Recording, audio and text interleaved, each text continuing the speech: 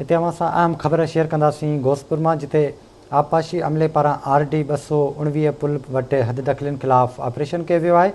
Operation दौरान केतिरा ई घर ड्राए पटकाया विया आहिनि।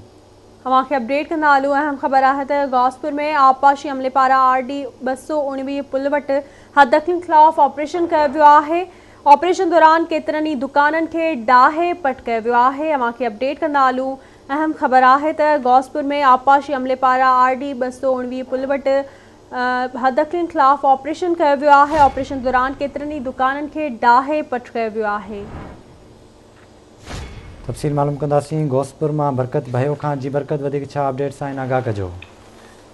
जी बिल्कुल, मां तव्हांखे ॿुधाईंदो हलां त सुप्रीम कोर्ट जे हुकुम तहत आबपाशी खाते जे मुलाज़िमनि जो आबपाशी खाते जे इंजीनियर हफ़ीज़ुल्लाह ॾाणी, SDO सईद मंगी ऐं SC अनवर अली ख़ासकली जगवाणी में पुलिस नफ़री साण करे RD 219 पुल भरिसां हद दख़लियूं हटाइण लाइ RD 219 पुल ते तामीर थियल दुकाननि खे एक्टिवेटर मशीन वसीले केतिरा ई दुकान ड्राए पट करण वारो सिलसिलो शुरू करे छॾियो आहे। RD 219 पुल वटि जेका बि दुकान अॾियल हुआ उन खे मुकमल तौर ते ड्राए पट करण वारो सिलसिलो हिन वक़्तु बि हलंदड़ आहे। ॿिए पासे रहवासियुनि जो तमामु घणो नुक़सानु थियो आहे। केतिरा ई माण्हू ख़ौफ़ मां इमारतनि खां दुकाननि खां ॿाहिरि निकिरी आया आहिनि। आबपाशी खाते जे मुलाज़िमनि खां मोहलत लाइ मिनतूं मेड़ूं कंदा रहिया, पर आबपाशी खाते जे मुलाज़िमनि कंहिं हिक जी बि ॻाल्हि न ॿुधंदे पुल ते क़ाइमु इमारतनि खे ड्राइण वारो कम खे जारी रखियो आहे। ॿिए पासे मुतासिन मीडिया अॻियां दाईंदे चयो आहे त सुप्रीम कोर्ट जे हुकुम खे लबेक करियूं था, पर सुप्रीम कोर्ट जो इहो बि हुकुम जारी थियल आहे त शाखनि कड़नि ते वेठल इमारतनि खे ड्राए पट तॾहिं करियो